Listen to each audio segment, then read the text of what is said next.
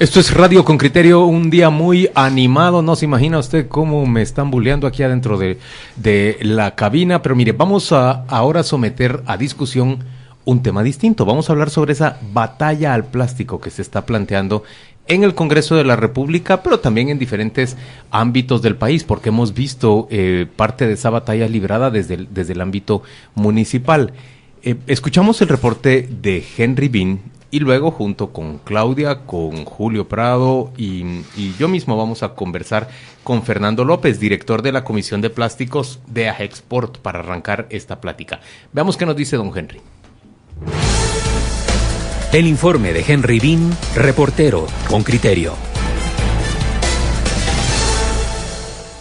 Hoy, la sociedad está más consciente de la necesidad de cambiar hábitos para cuidar el medio ambiente. En el país, cada vez más compañías, universidades y colegios están enfocados en la dinámica de responsabilidad hacia una cultura verde. En 2016, la Municipalidad de San Pedro La Laguna, Sololá, se convirtió en la primera entidad pública que abiertamente le declaró la guerra a la contaminación ambiental en el municipio. Mauricio Méndez, jefe edil del lugar, conocido como el alcalde 111, firmó en septiembre de 2016 el Acuerdo Municipal 111-2016, mediante el cual quedó prohibido el uso, comercialización y distribución de bolsas plásticas, pajillas y Duroport. Hacia 2018 ya se sumaron Cantel-Quetzaltenango, Acatenango, Chimaltenango y el 27 de abril de este año la Municipalidad de San Miguel Petapa. Ser amigables con el ambiente no ha sido fácil. El tema ha generado una serie de discusiones y oposiciones de distintos sectores, explica Méndez. Vamos paso a paso, ¿verdad? Entonces se dio una frase muy peculiar entre nosotros, ¿verdad? Que nos divorciamos sin habernos conocido, ¿verdad? Entonces eso era una cuestión de que ellos no lo conocían a profundidad. Dijo el alcalde de San Pedro La Laguna al referirse a cómo tomaron los empresarios productores de plástico las medidas. Al principio se creyó que era la prohibición de todo tipo de plástico. Y después de un par de reuniones que hemos tenido desde el año pasado, pues ahora nos entendemos. De hecho, ellos tienen jornadas de educación, han ido apoyando en un par de cositas ahí al municipio, y algunas empresas más pues ya han entendido de que no es un empaque plástico, no es una envoltura, sino que es la bolsa común y corriente que anda en el mercado y que tanto daño hace, ¿verdad? A casi 2 años de la medida, el jefe edil considera que los resultados no son suficientes, aunque hay una inversión. Pero no solamente estamos hablando de basura, es que estamos teniendo como eje principal la parte ambiental, y que la parte ambiental pues obviamente mejora la salud, mejora la calidad de vida, y obviamente estamos dando nuestro granito de arena para seguir teniendo esa industria sin chimenea llamada Lago de Atitlán. Eric Pancoj, dependiente de farmacia en ese destino turístico, comenta. En algunos les ha sido difícil un poco más cuando venden productos así algo pesado por variedad, entonces tienen un poquito de dificultad. ¿Y usted ha identificado que si hay locales que todavía usan bolsas plásticas? En algunos tampoco el 100%, no tampoco, sino que en algunos casos sí se mira todavía bolsas plásticas.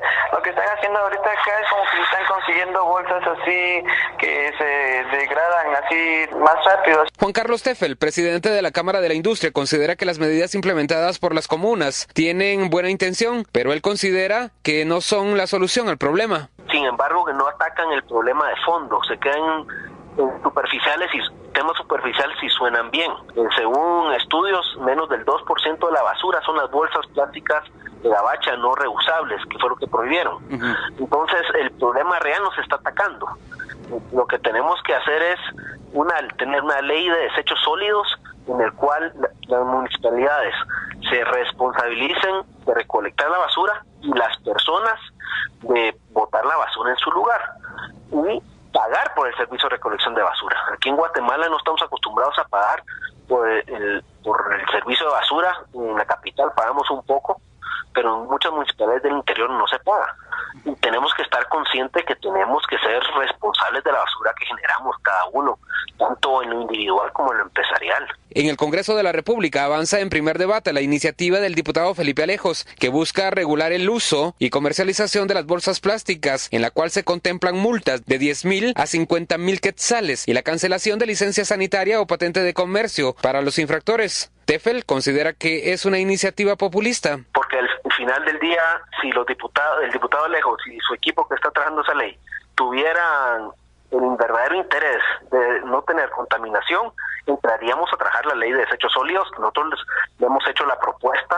Henry Bin, Radio con Criterio.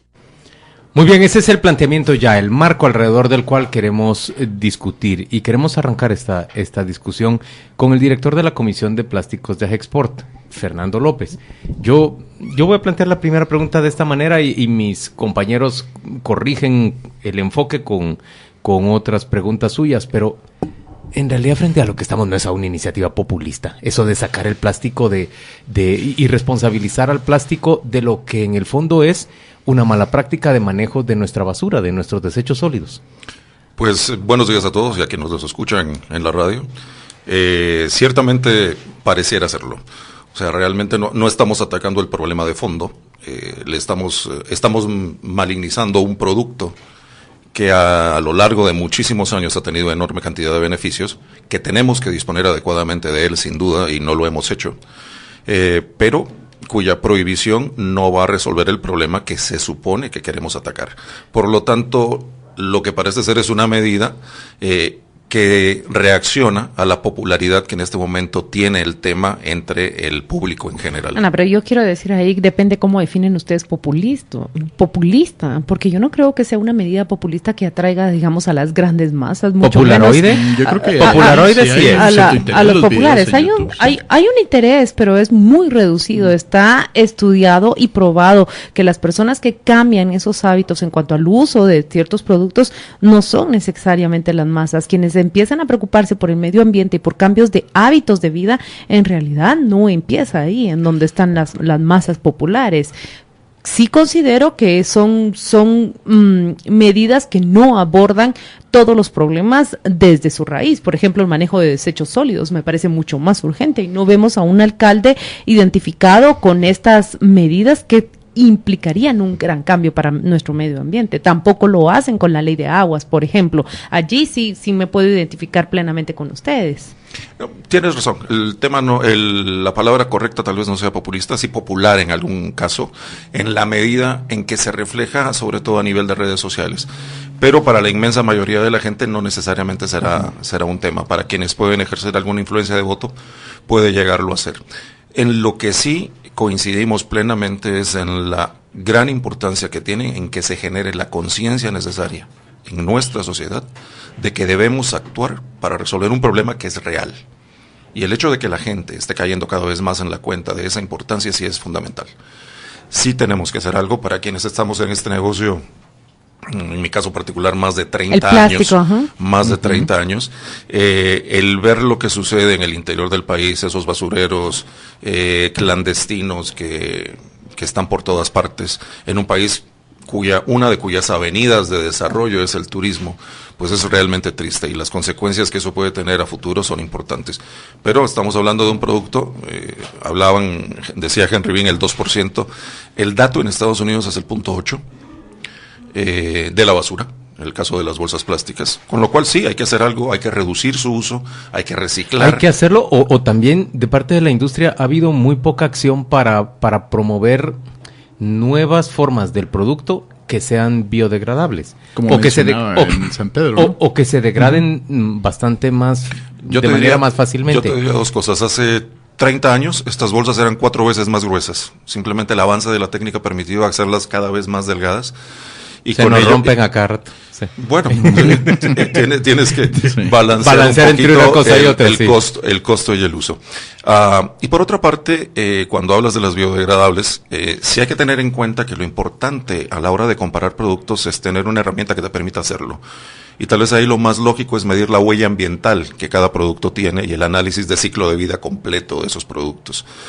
Y cuando haces eso, las biodegradables, que tienen el beneficio precisamente de ser biodegradables, no necesariamente tienen una huella ambiental ideal, porque lo normal es que sean productos derivados de siembras, utilización de tierra en lugar de para alimentos en otro tipo de producto, erosión, gasto de agua, gasto de energía. Estamos hablando de las bolsas que se llaman oxidegradables, que no.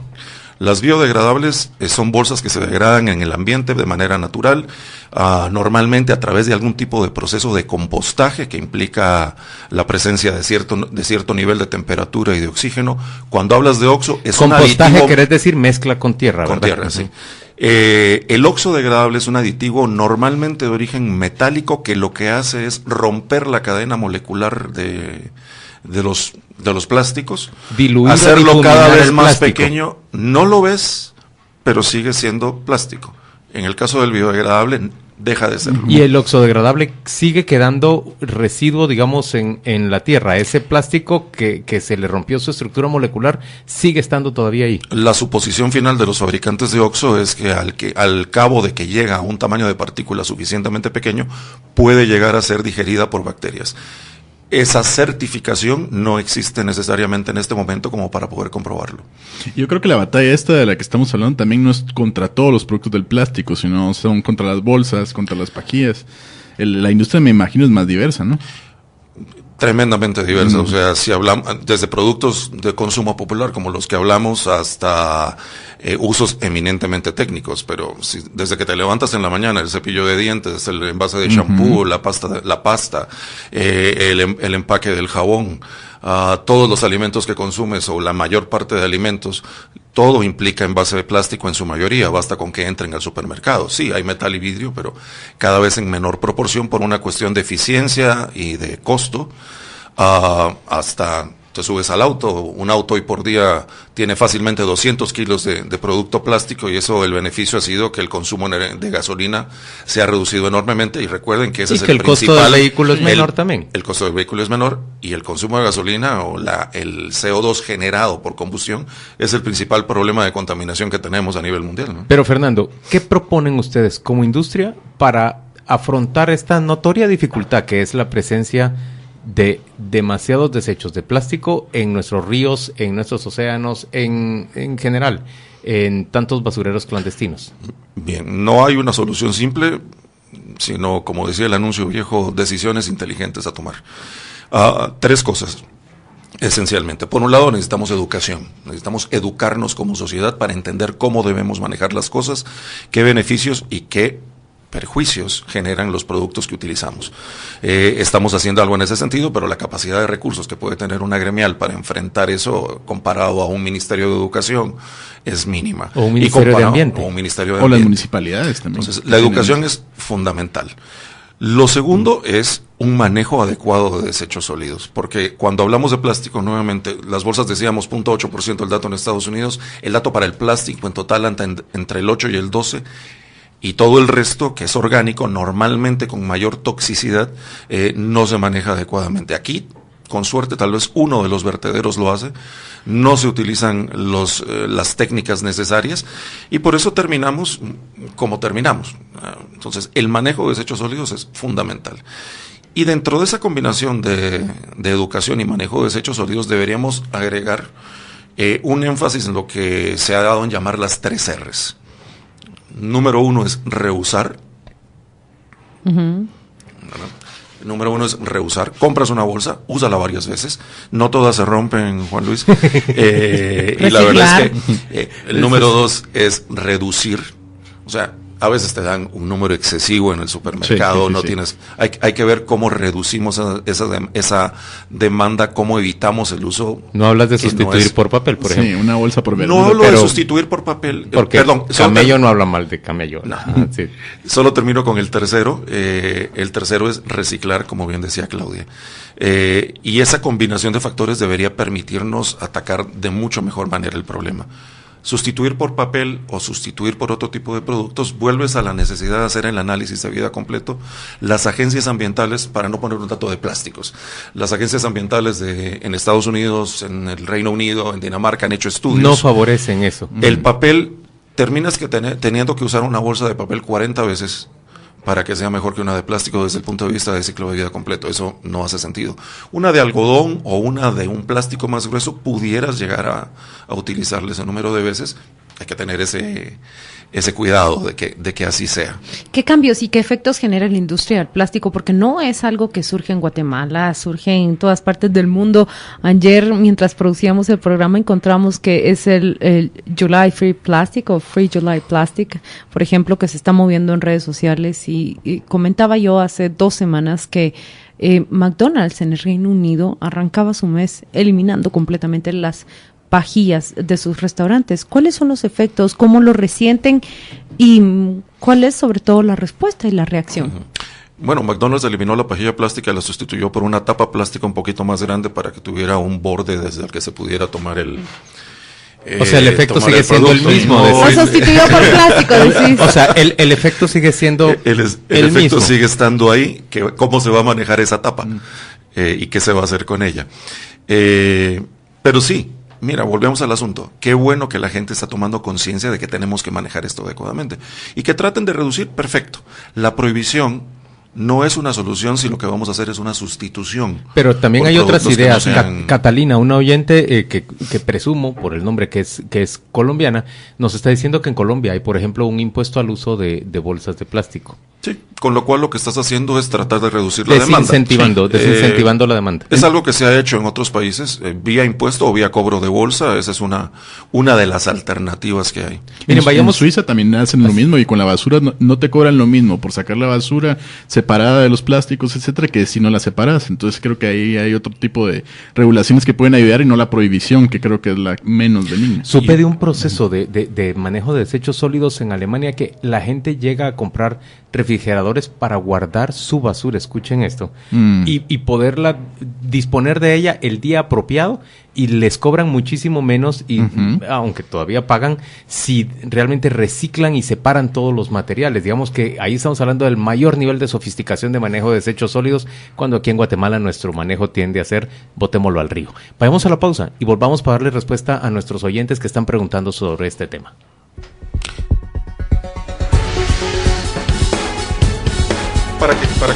Pero es una ya estamos de vuelta y durante la pausa hablamos con Fernando López, director de la Comisión de Plásticos de AGEXPORT, de la vehemencia y la solidez con la que defiende el uso de plástico. Miren lo que nos ha dicho, más bien se trata de modificar hábitos de vida, hacer conciencia en la población y decirle, reduzca el uso de plástico, pero el plástico no va a desaparecer, un férreo defensor del plástico. En la línea telefónica vamos a conectarnos con Benedicto Lucas, él es un consultor en temas ambientales, alguien que tiene una trayectoria justamente en tratar estos temas, hábitos, industria y su relación con el medio ambiente. Bienvenido Benedicto Lucas,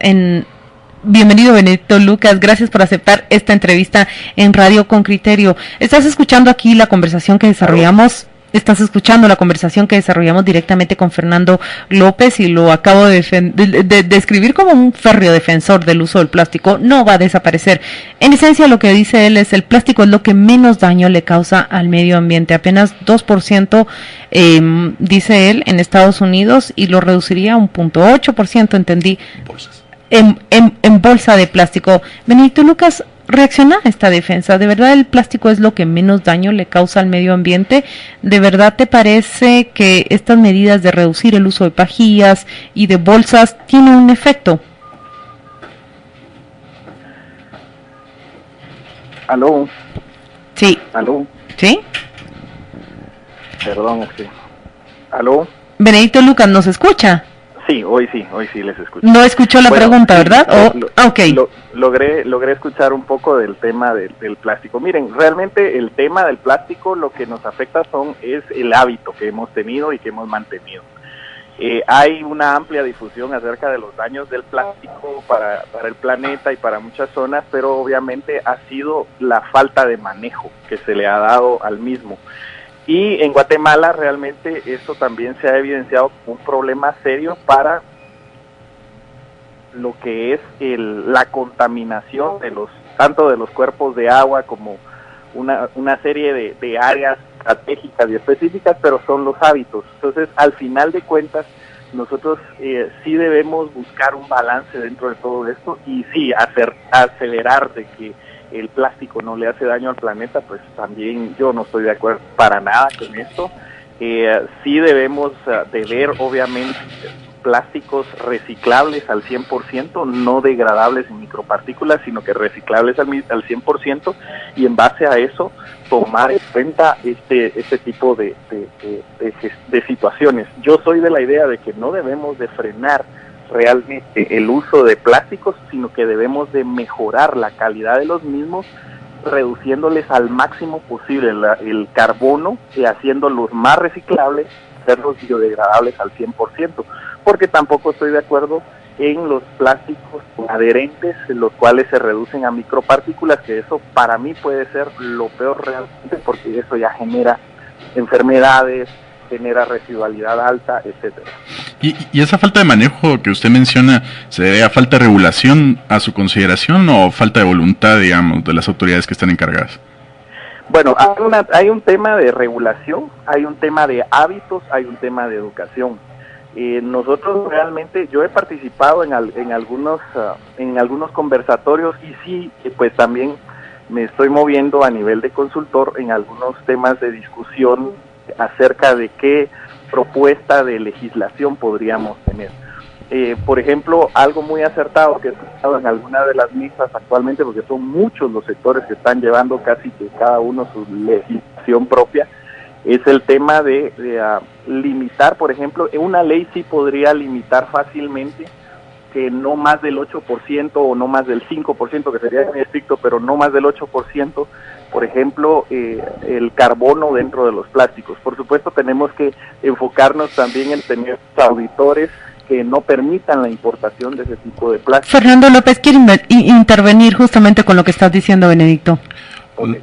No, la verdad es que solamente coincidir en muchas cosas, entre otras en que efectivamente el plástico tiene un efecto sobre el medio ambiente, al igual que lo tiene todas las demás cosas que hacemos o las consecuencias de todo lo que hacemos, pero tiendo a coincidir mucho con esa apreciación con respecto a la utilización de oxodegradables que nada más reduzcan el tamaño de partícula. Sí, tal vez reenfocar el tema de biodegradabilidad en el sentido de volver a considerar medir el ciclo de vida completo, porque hay todo un efecto ambiental de la producción de los materiales biodegradables y tenemos que tener en cuenta que apenas hay una producción equivalente al 1 o 2% del total de plástico que se maneja en el planeta como biodegradable. Por lo tanto, no es una alternativa realmente válida a la hora de pensar en sustitución, no hay suficiente simplemente.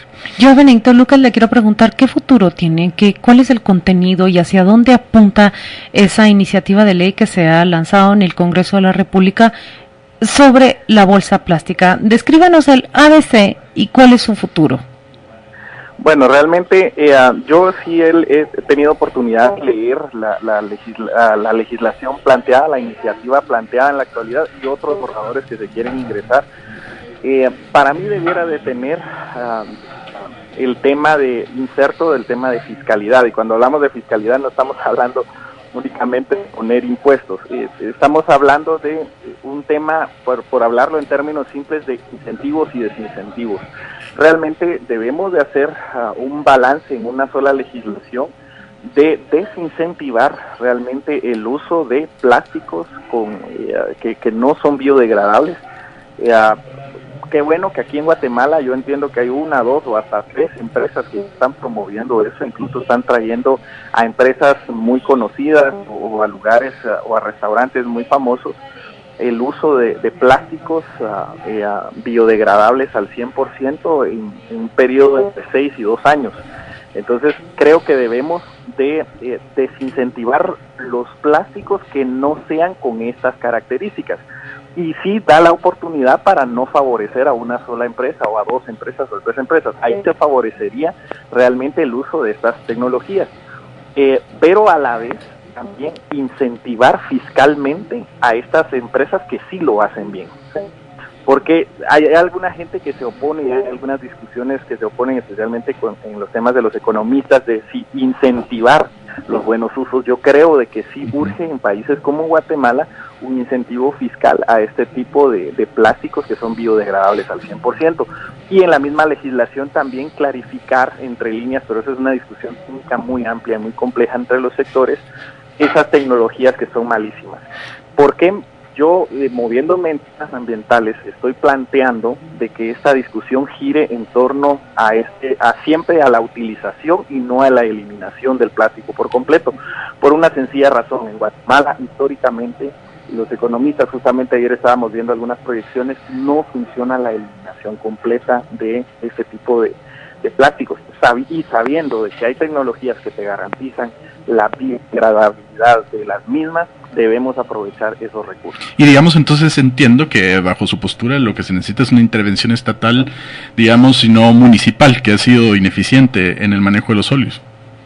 Realmente yo veo con mucha tristeza y mucha preocupación esta moda que se tiene en realidades, y lo veo con ojos de ambientalista al final de cuentas, porque cuando se hacen medidas de eliminemos por completo sin ninguna discusión, creo que los efectos se revierten totalmente y el impacto primario es en el ambiente, no es en las economías. Uh-huh. Por supuesto, los sectores que más sobresalen por sus manifestaciones pues son los emprendedores, los empresarios, etcétera, pero los efectos inmediatos es cuando se meten amparos, los amparos se ganan porque no se hace bien o se hace a la carrera, entonces se revierten estas medidas y el daño ambiental es muy fuerte. Eso se ha demostrado con proyecciones económicas. O sea, siempre seguimos hablando de un tema de impacto ambiental. Benedicto Lucas, muchas gracias por unirte a esta conversación en Radio con Criterio. Yo voy a dejar la última palabra en Fernando López, una reacción. Esa legislación que está aprobada, que ya pasó en su primera lectura, ¿tiene un futuro? ¿Algún comentario? ¿Preparan amparos? ¿Alguna modificación que ustedes quieran que se atienda desde el Congreso de la República? Bueno, en principio estamos tratando de hacer las observaciones técnicas del caso al respecto. Yo creo que hay una cosa que sí es importante recalcar. Vuelvo al tema de biodegradabilidad. Ya hay en el mercado una serie de productos que sí son biodegradables, pero hay otra serie de productos que solamente dicen serlo. O sea, se puede vender cualquier cosa creyendo, y la gente comprarla creyendo que es biodegradable. ¿Cómo puede reconocer la gente que es consciente? No hay una certificación, digamos, de biodegradabilidad. No hay certificación y no hay un laboratorio que te lo garantice, no hay tampoco un sistema en el gobierno. Bueno, si no podemos controlar tantas otras cosas, piensen ustedes qué capacidad tiene el gobierno o las municipalidades de determinar si un producto es o no es biodegradable, con lo cual se abre una certificación a la industria. Tendría que haber algún tipo de control que así lo permitiera. Hoy por hoy no es una realidad, entonces cualquier ley tendría que tomarlo en consideración y eso tiene un costo importante que habría que analizar hasta qué punto se puede incurrir en él. Y tal vez un tema necesario de tocar al final es el hecho de que sí es importante que tengamos leyes generales. El trabajar con normativas municipales, y tenemos 340 municipalidades en condiciones de emitir normativas diferentes, es casi imposible si no hay una generalización de las mismas, porque ¿cómo podríamos pensar en una certeza jurídica a la hora de comercializar productos si una municipalidad dice una cosa, otra dice otra, esto se permite aquí pero no se permite en el de al lado? Uh-huh. ¿Cómo poder trabajar con certeza bajo esas condiciones? Y tengamos en cuenta también la gradualidad de las medidas que se quieran tomar a la hora de hablar de leyes. Prohibir algo en 180 días, que es lo que han hecho las municipalidades, es condenar de alguna forma a ciertas empresas que solo están en ese tipo de producto al cierre, en términos estrictos. No tienen manera de adaptarse en 180 días. Hay una pérdida de empleos, hay una consecuencia económica. ¿Y de qué tamaño es la industria del plástico en términos de empleos? El cálculo es que es ligeramente menor al 2% del Producto Interno Bruto del país, lo cual es un rubro importante. Estamos hablando de sobre 60,000 millones de dólares de Producto Interno Bruto. El 2% es importante, son más entre empleos formales e informales, seguramente más de 20,000 empleos, 25,000 empleos. Las bolsas, los empaques en general suelen ser una parte importante de ese monto, así que hay un efecto a tener en cuenta. Fernando López, muchas gracias por asistir a esta entrevista, muchas gracias por poner pues todos los puntos de la industria del plástico sobre la mesa. Y por animar una discusión que sin duda le interesa a muchos de nuestros oyentes. Claro, y cambia la perspectiva de tantos otros. Vamos a la pausa comercial y volvemos enseguida.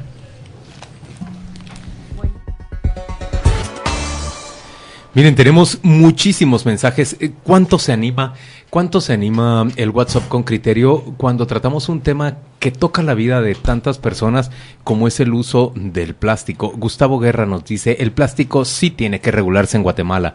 No es populismo, en todos los países se usan medidas para controlar su uso. Yo estoy de acuerdo con que una cosa es controlar el uso o desincentivar el uso. Otra cosa es intentar prohibirlo o intentar desarrollar una batalla, digamos, hasta el final contra el plástico. Luego, me interesa un mensaje que acaba de entrar de Rodrigo Torres y dice, excelente programa, yo estaba interesado en entrar en el negocio de reciclaje del plástico, pero muchos tíos míos me han dicho, no te metas, es una gran mafia y puedes parar muertos si te comienza a ir bien. ¿Qué piensan de esto? ¿Cómo puede ser que a nivel regional y mundial exista ya una cadena mafia en el reciclaje de plástico como PET y PLA? A ver, yo conozco muy poco sobre la integración del mercado ese del reciclaje de plásticos, pero te ofrezco, Rodrigo, que vamos a interesarnos y sería una buena discusión a desarrollar acá realmente cuánto se puede avanzar en materia de reciclaje de materiales como PET y PLA y realmente si existen, lo que él nos está diciendo, Claudia, es semejante a lo que pasaba con la chatarra, ¿verdad? Esa batalla en la que murieron muchas personas. ¿Y qué ocurre en general con la basura? Sí, yo recuerdo el caso, por ejemplo, la basura en general. En la basura de este actor de Julio Hernández, el Chiqui, que estaba haciendo una documental sobre el basurero y que terminó siendo descuartizado por esas mafias. Exactamente, y también recuerden el caso que se ventila a través de los medios de comunicación de más de una decena de guajeros, recolectores de basura que separan y reciclan, que la principal sospecha era que era la disputa por un negocio en la basura. Yo los quiero motivar a un pensamiento tan sencillo que nos dejó el invitado. Imaginen su vida sin plástico. Yo sé que se fue a un ejemplo extremo cuando digo jeringas reusables y los 5 que estamos acá dijimos, no, de ninguna manera. Hagan ese ejemplo, porque él vino a defender y quizás se fue a ejemplos extremistas. Pero nuestros oyentes también están pidiendo, digamos, un mayor nivel de autocrítica de parte de la industria y de propuesta. Dice, por ejemplo, Félix, certificación es justo lo que debería asumir la gremial en certificación en el buen uso y en la buena producción del plástico. Digamos, ¿en quién confiar para esa certificación es lo difícil? Y cobrar a sus agremiados por ello como valor agregado. Luego, 2% en basura es poco, pero 2% en la economía no. Eso me parece un doble rasero. Es decir, hay una visión crítica también hacia los productores. Mira lo que dice Erlindo. No. Loar Camari dice, hace 40 años nuestros abuelos no usaban tanto plástico como usamos nosotros ahora. ¿Qué es lo que nos ha pasado? También la vida cambió de una manera que nos lleva a todos, o sea, a usar plástico todo el tiempo. Hay una columna preciosa que hace muchos años escribió María Elena Schlesinger y publicó en el periódico que se refiere a los envoltorios tradicionales con los que los guatemaltecos hemos manejado. Por ejemplo, hablaba del cibaque como el amarre de la hoja de machán, de la hoja de plátano, de una gran cantidad de productos vegetales que nosotros extraemos y que hemos usado como envoltorios tradicionalmente, pero Luis, las tortillas en la hoja de plátano, por ejemplo, y las tortillas en la bolsa de plástico, esa es una gran diferencia.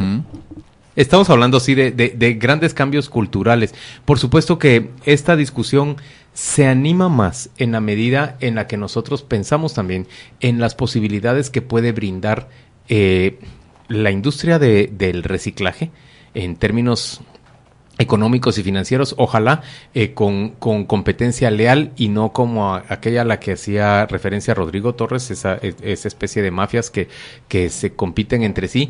Por el otro lado también, yo creo que el tema fundamental a tratar aquí es el del manejo de los desechos sólidos.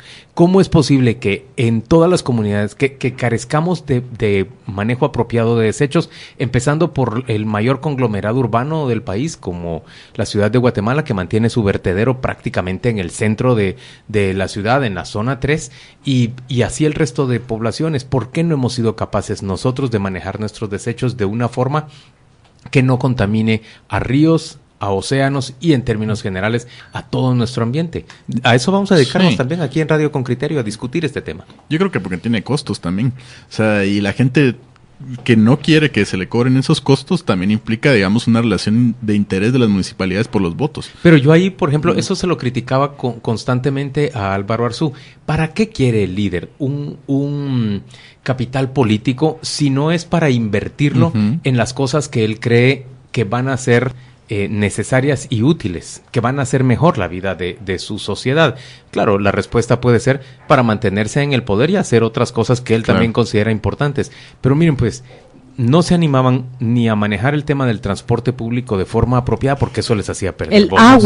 El agua, claro, porque eso hace perder votos. No se cobra el canon apropiado porque eso hace perder votos. No se cobra tampoco el manejo de basura porque eso hace perder votos. Creo que también es menospreciar al electorado, porque, digamos, es decir, no van a entender que el buen manejo de desechos sólidos va a ser importante para la vida de todos. O tener agua, por ejemplo. O sea, solo en la zona 18, que vive más de 1 millón de personas, es gente que no tiene agua y que es la zona más poblada de la ciudad, y que yo creo que si tuvieran ese servicio significaría un rédito político. A mí me gusta repetir, porque lo acabo de oír recientemente, a la señora Ana Botella, la ex alcalde de Madrid, una mujer que no es sospechosa de ser socialista ni mucho menos, que vino a Guatemala y habló, y cuando le preguntan cuál sería la principal, digamos, la primera acción o el principal cometido suyo si fuera alcalde de una ciudad guatemalteca, ya diría: bueno, a mí me han presentado las cifras y veo que el principal problema del país es la desnutrición crónica.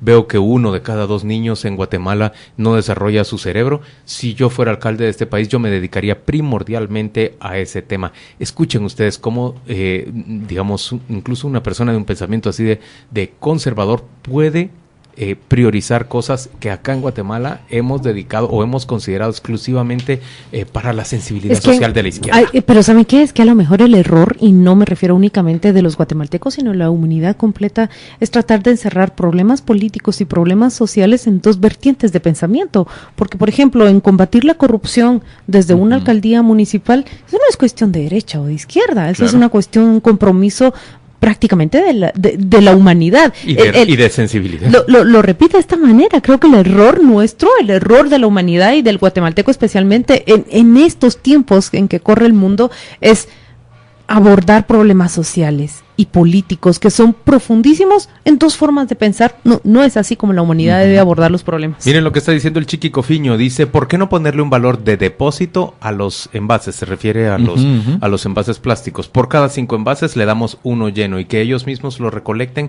y vean cómo lo reciclen o guarden. Está hablando de cómo incentivar un mejor manejo de los desechos de plástico. Miren, vamos a la pausa comercial y vamos a volver dentro de muy poco para discutir sobre un Encuentro Nacional de Activistas Digitales en Lenguas Indígenas. Les aseguro que el tema va a interesarles a todos, va a sorprendernos a todos. Ya venimos.